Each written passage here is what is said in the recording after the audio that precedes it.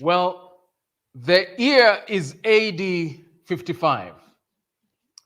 A man called Paul writes a strong, straightforward letter to Christians living in a city called Corinth. You see, Paul was a bit of a character. He had been dramatically transformed from someone who persecuted Christians to one who preached Christ. And from AD 46 to AD 57, he preached for Christ throughout the Roman Empire, traveling around Asia Minor and Greece. On his preaching journeys, he started churches in those cities that he visited. Then he wrote a follow-up letter to encourage those Christians, but also to address some of the issues that were coming up. And one of those letters was 1 Corinthians. This is a hard-hitting letter where Paul faces issues head-on and deals with them. And in the Bible passage that we are about to read, he answers questions regarding marriage, divorce, singleness, and eternity. I've actually titled today's sermon, Left Behind, Paul on Marriage, Abandonment, Singleness, and Eternity. Going by how long that sermon title is, you can tell that this is going to be a little bit longer than a TED Talk. But fear not, when my time is up, I will stop. And if you're interested, I'm happy to send you these notes. And that's not all. Next week, please remember, next week we'll be wrapping up this sermon series. What we are going to do is we are going to have a Q&A Sunday. So for the sermon, I'm just going to do a quick wrap-up of this mini sermon series, and then you get an opportunity to ask me questions as regarding to this topic of adultery, divorce, and marriage. So, as I had announced last week, please send me your questions in advance because this is a wide, broad, sensitive topic, and just going by the nature of it, it needs time for me to read and pray and research, and I don't have all the answers. And so please send your questions, hopefully by the end of today. You can also do it anonymously by writing a question and putting it in the offering box. Okay? Does that sound like a plan? Does that sound like a plan? Kapai? Good. And you don't have to have questions. Yes, it's all right. But if you have a burning question on this topic, please do send. So back to Paul. The topics of lust, adultery, marriage, divorce. This is a hot button topic which many Christians prefer to avoid. But breaking news, it's nothing new. Some of the issues that Jesus addresses and Paul's addresses are not new to us. They were issues then, they're issues now. And so we are going to look at what Paul has to say about this in and this is a sermon series, and we're going to look at this in 1 Corinthians chapter 7. Now, a little bit about the church in Corinth and Corinth. Like us, Christians in Corinth lived in challenging times. The standards of sexuality, of sexual conduct in the Greco-Roman culture of Paul's time were in direct conflict to the standards of the gospel of Jesus Christ. Corinth was the city of sex. They were the original sex and the city. The society's values then on gender, sex, marriage, divorce, and remarriage, knowingly or unknowingly, had shaped the values of the Christians, and now that was becoming a problem. So fornication, adultery, homosexuality were all now becoming acceptable and becoming normal. So Paul wants to address this. Something else about this city of Corinth. Right in the middle of the city was a temple, and there was an idol that was dedicated to Aphrodite, the goddess of love. The temple employed more than 1,000 sex workers as temple priests, and sex was part of the worship ritual. Sexual immorality was so rampant that the phrase "to be Corinthian" was used instead of saying "you are a fornicator." So instead of saying, it's like saying he's so Nelsonian to mean he's a fornicator. Okay, we'll not use Nelson. Shall we use Wellington?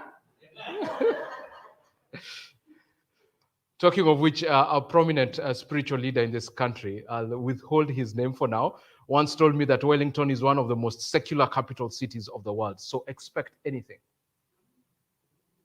You will be surprised that there are similarities between Corinth and our modern day society.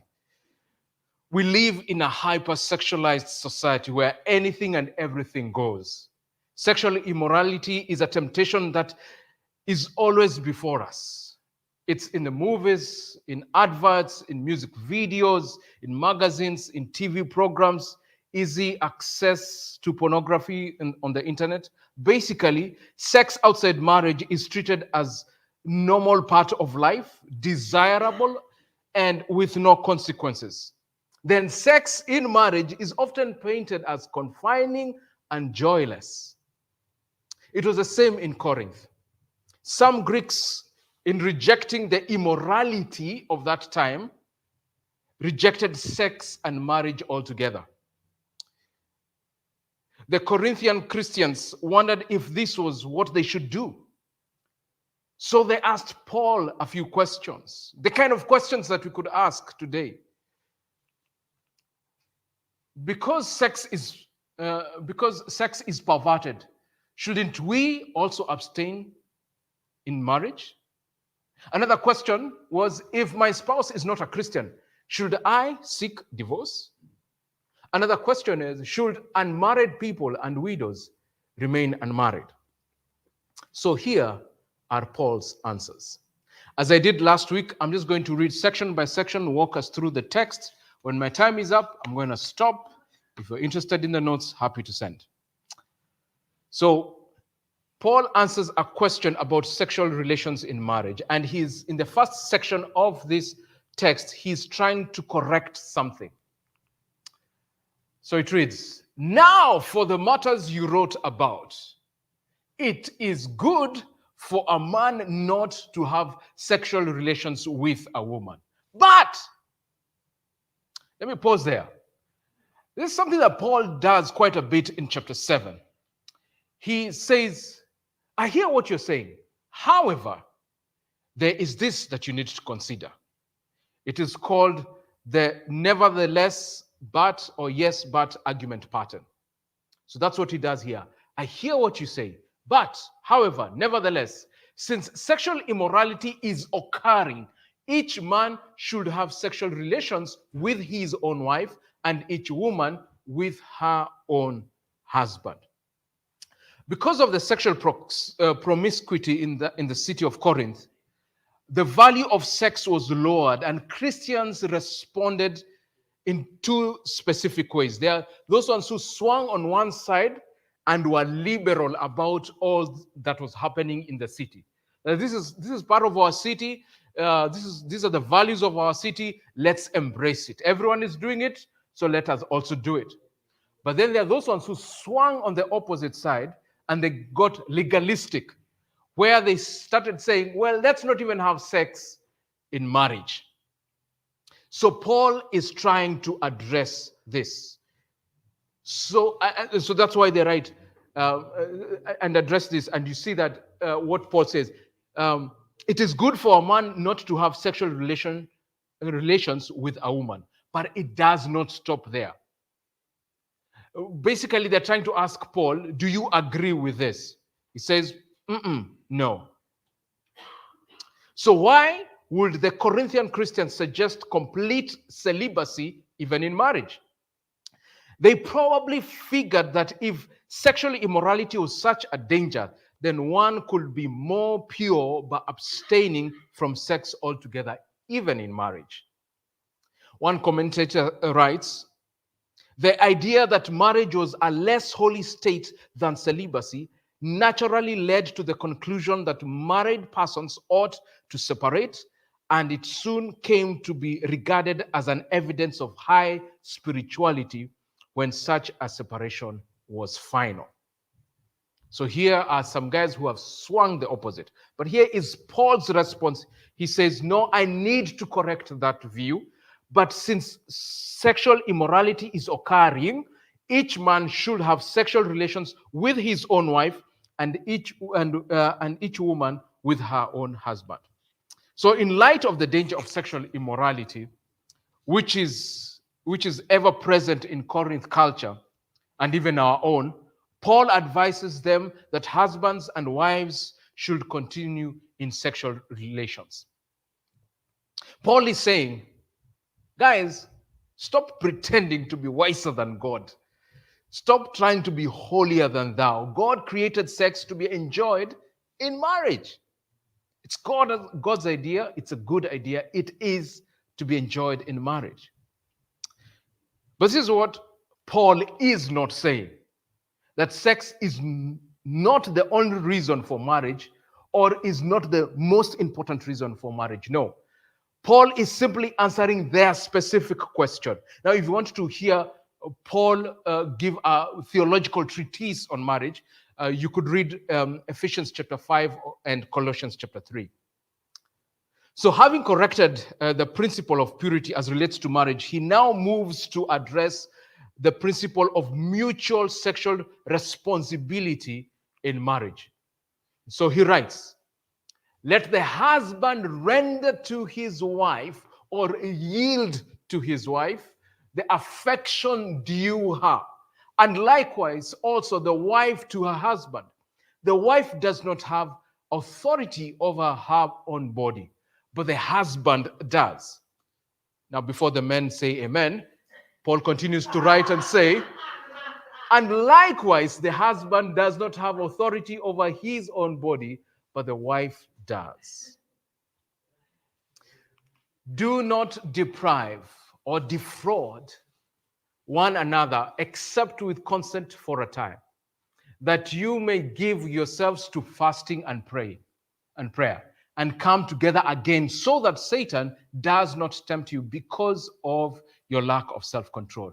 But I say this as a concession or permission, not as a command. So in verse 3, he's saying it is wrong for a husband to withhold affection from his wife. Affection due to her. That's an important phrase. Since Paul meant this to apply to every Christian marriage, it shows that every wife has affection due her. Paul doesn't think only that you give affection for husbands, that husbands will only give affection to your wife if she's younger or if she's prettier or if she's submissive. No. As a Christian man, you show affection to your wife. Paul also emphasizes that a woman needs what the woman needs, not merely sexual relations, but the affection due her. If a husband has sexual relations with his wife, but without true affection to her, he is not giving his wife what she is due. Affection also reminds us that when couples are unable, for one reason or the other, not to have sexual intimacy, there is much more. There is affection. They can still have an affectionate relationship and thus fulfill God's purpose for these commands. Here are some practical tips. If you have just been married for a minute, you probably have read this book or you know about the 5 languages of love. 5 ways in which we can show affection to one another. It's a book by a guy called Gary Chapman. Please read it. He talks of 5 ways to show and receive affection. He talks of words of affirmation, using verbal compliments and appreciation to communicate love. He talks of quality time, spending undivided attention and meaningful activities with your spouse. That shows affection. Or gifts, giving and receiving tangible symbols of love and thoughtfulness. Or acts of service, doing helpful and careful things for the love for your spouse. Or physical touch, using physical contact and intimacy to convey love and affection. There's so many ways of showing affection. Now, husbands, try this at home. You might get some brownie points. Thank me later. Paul says that showing affection is a mutual responsibility.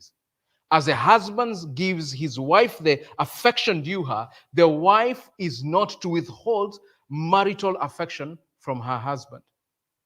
Now, this does not justify a husband abusing or coercing his wife sexually or otherwise.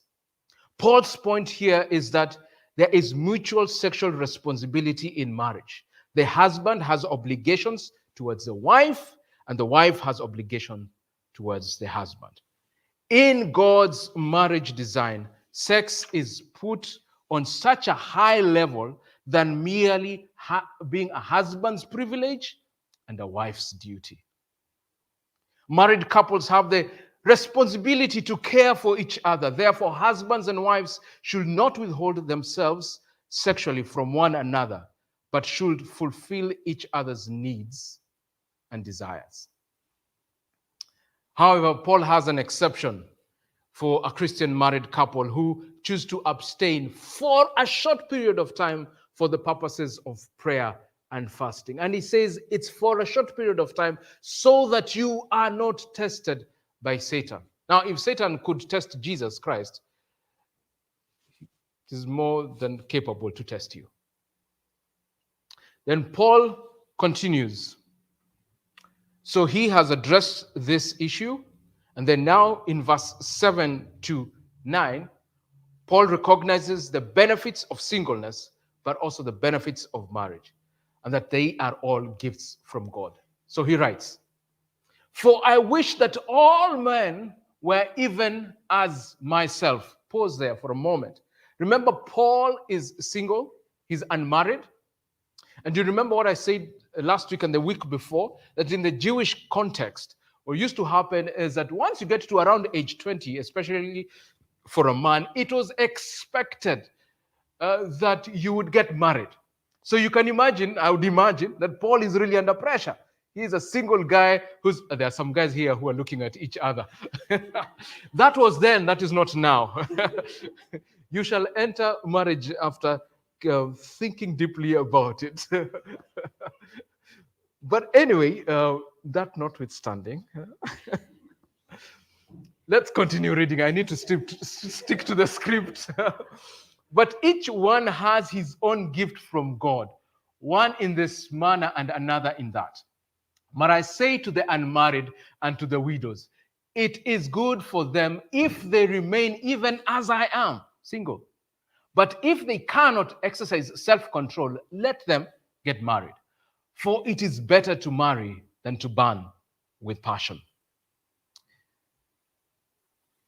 Paul recognizes the benefits and the gifts of singleness and in marriage.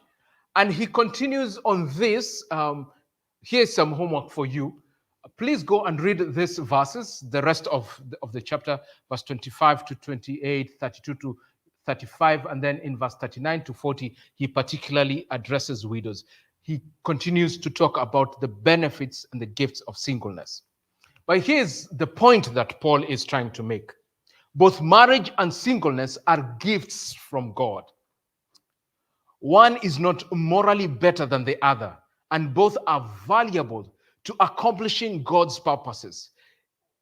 It is important for us, therefore, to accept our present status and situation. So while Paul recognized that some are gifted for marriage and some are gifted for singleness, no one is gifted for sexual immorality. The married must live faithfully to their spouse, and the unmarried must live celibate. You know, some single people feel tremendously pressured to get married. They think that they will be only complete if they get married or if they have a spouse. But Paul underlines one advantage of being single: the potential of greater focus on Christ and his work, participating in ministry and his mission. If you are unmarried, use your special opportunity to serve Christ wholeheartedly. Embrace this season and serve Christ wholeheartedly in your singleness. Paul continues to answer another question. Now he moves to answer the question of divorce. And you see that in verse 10 and 11. But then these are particular issues. So divorce and separation for Christian couples, and then he's talk about divorce among a couple where one is a Christian and one is not. So he starts with among Christian couples. He writes, "Now to the married I command, yet not I, but the Lord. A wife is not to depart from her husband. But even if she does depart, let her remain unmarried or reconciled to her husband. And a husband is not to divorce his wife." Remember what is happening in Corinth. There is a group of Christians who are thinking, well, I want to be holier, to be hyper holiness, so to speak. And some would say, well, I'm going to leave my spouse so that I can be seen as more spiritual. Paul is saying, no. He has already he's saying no. Here, Paul addresses marriages where both partners are Christians. He will deal with other situations a little bit later, and I'm going to talk about it. The Corinthian Christians wondered if it might be more spiritual to be single, and if they should break up existing marriages for the cause of greater holiness. Paul answers their question straight from the heart of the Lord. Absolutely not. Paul, in addressing a marriage where both partners are Christians, says that they should not, indeed, cannot break up the marriage in a misguided search for higher spirituality. Actually, if one were to depart from their spouse, they must either remain unmarried or be reconciled with their spouse. And as we saw last week and the week before, there's this exception that has been given where there is repeated and repentant sexual immorality. But always, the best outcome would be to seek reconciliation under the guidance of wise biblical counsel. It is a road less traveled, yet it is there for us to seek reconciliation. Reconciliation is always preferred to separation or divorce and should be actively sought by both parties. Again, as we have seen in the last 2 weeks, Jesus was very clear. He did not command divorce, give permission or concession where there is unrepented, repeated sexual immorality. But as we saw last week, the problem, the real problem at the center of it all is stubborn, hard hearts. That's where the problem is. Our hearts are stubborn and hard. So the solution for this is that our hearts need to be constantly checked by God through His Spirit, where both spouses are open to be changed by God. Ignoring being evaluated by God, ignoring what the Spirit says to us, ignoring that is going to be downhill and it's going to be a slow fade. Our hearts. That's where the problem is. We need Christ. So Paul doesn't stop there. The next question Paul answers is found in verse 12 to 16. Divorce and remarriage when a Christian is married to an unbelieving spouse. But to the rest, I, not the Lord, say, if any brother has a wife who, or if any Christian man, husband, has a wife, Adelphos, who does not believe and she is willing to live with him, let him not divorce her. And a woman who has a husband who does not believe, if he is willing to live with her, let her not divorce him. For the unbelieving husband is sanctified by the wife, and the unbelieving wife is sanctified by the husband. Otherwise, your children will be unclean, but now they are holy. But if the unbeliever departs, let him depart. He's saying here is a case of abandonment, and he's saying, yep, in that case, let him depart. A brother or a sister is not under bondage in such a case, in such cases. But God has called us to peace. For how do you know, O wife, whether you will save your husband? Or how do you know, O husband, whether you will save your wife?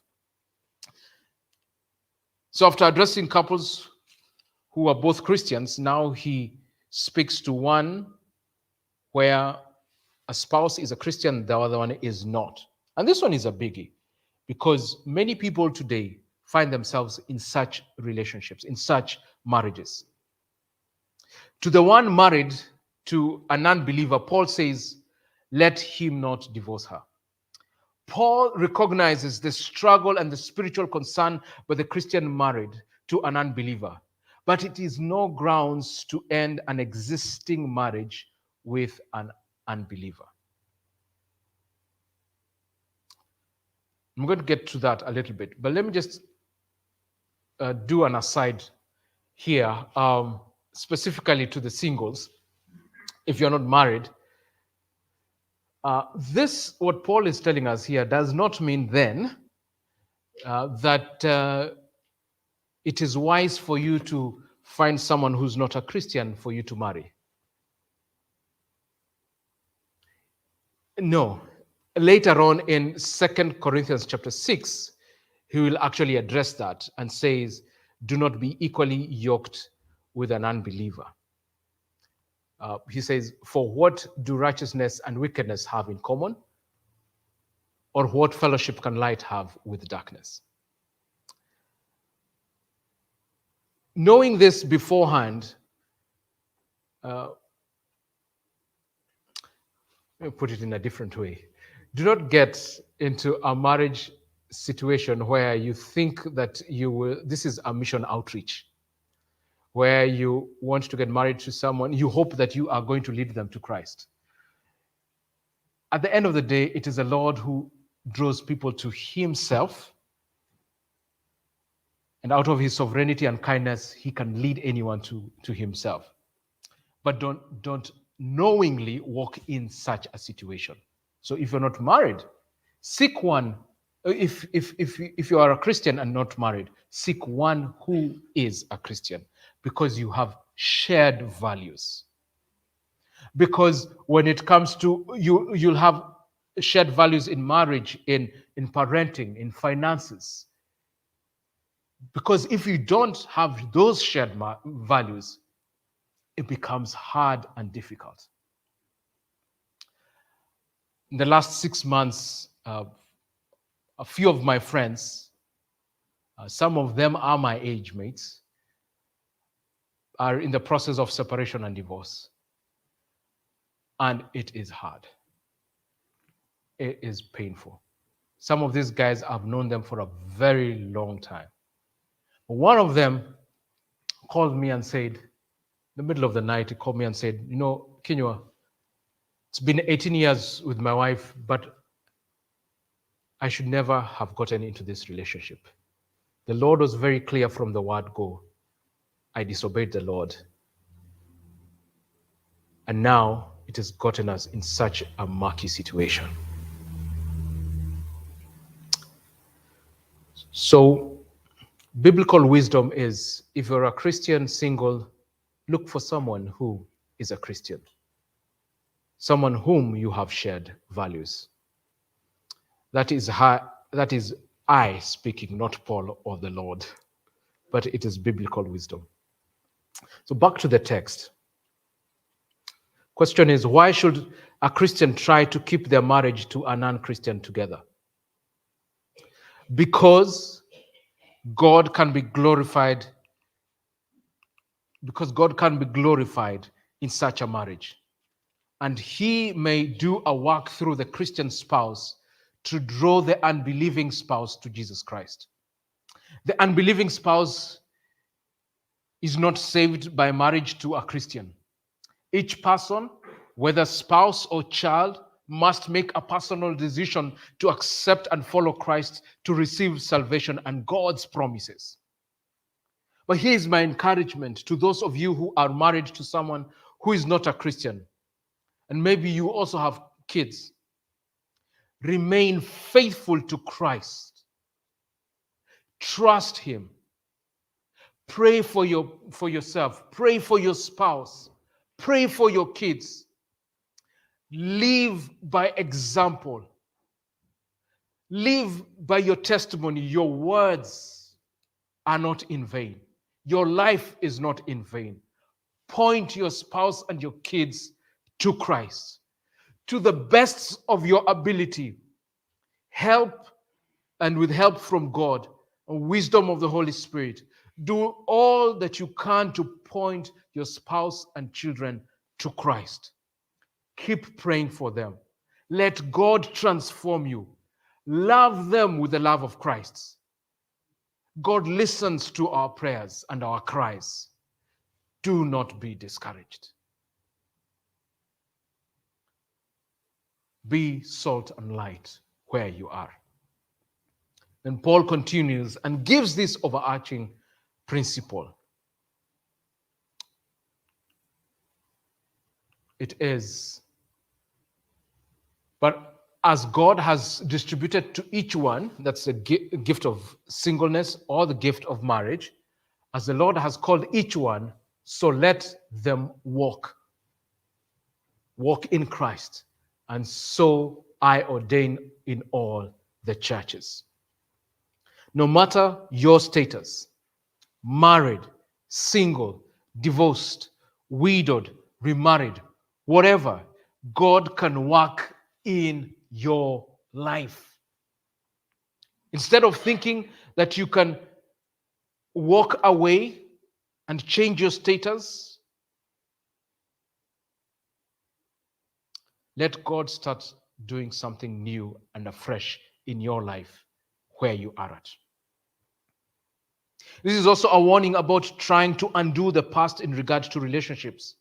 As I said last week, go back if there has been past hurts. If there needs to be reconciliation, go back and seek forgiveness and reconciliation. If you're married to your second spouse, and probably the time when you divorced your first wife, you were not a Christian, now you became a Christian and you remarried, and now you have come in contact with God's truth, you don't need to divorce your second wife and go back. God is able to make things new. Go back to the Lord where sin needs to be acknowledged and reconciliation needs to be done, and let God and trust the Lord to work through and in you from where you are at. Don't think you must now leave your second wife or spouse and go back to your first spouse, trying to undo the past. As the Lord has called you, walk in that place right now. As the Lord has called you, walk in that place right now. In a way of trying to wrap this up, I will jump all the way to verse 29 and 39, 29 to 31. Because what Paul does, he gives an eternity perspective that is important for us all. But this I say, brethren, the time is short, so that from now on, even those who have wives should be as though they have had none. Those who weep as though they did not weep. Those who rejoice as though they did not rejoice. Those who buy as though they did not possess. And those who use this world as not misusing it. For the form of this world is passing away. Paul is being true to the heart and teaching of Jesus, who told all Christians in all ages to be ready and anticipate his return. Paul is repeating the words of Jesus Christ in Matthew chapter 24, verse 44. Therefore, you also be ready, for the Son of Man is coming at an hour you do not expect. You are to be ready and to regard the time as short. Not only because Jesus can return at any time, but also because it cultivates more obedient, on fire walk with Christ. Now, Paul is not encouraging the neglect of family and marriage duties. No, actually, in the next couple of verses, he reiterates that we must take care of earthly responsibilities in modesty and in manageable ways. What Paul does is to urge us to make the most of our time before Christ's return. Every person in every generation should have this sense of urgency about telling others the good news of Christ. So life is short. You do not have enough time. The reason the first century Christians were passionate about God was because they lived with eternity, with the end in mind. Either Christ will return or will go to be with him. They lived in a corrupt city, a sin city, with immense pressure on their marriages and their families. But they wanted God to be glorified through them. So it is for us that we must be willing to glorify God in our marriages and families. The first century Christians were so willing to the extent they were willing to die for Christ. We are to live in the same way. Look at marriage through God's perspective and asking, how will we use our current status, single or married, for the glory of God? How will you use your marriage or your singleness to bring glory to God?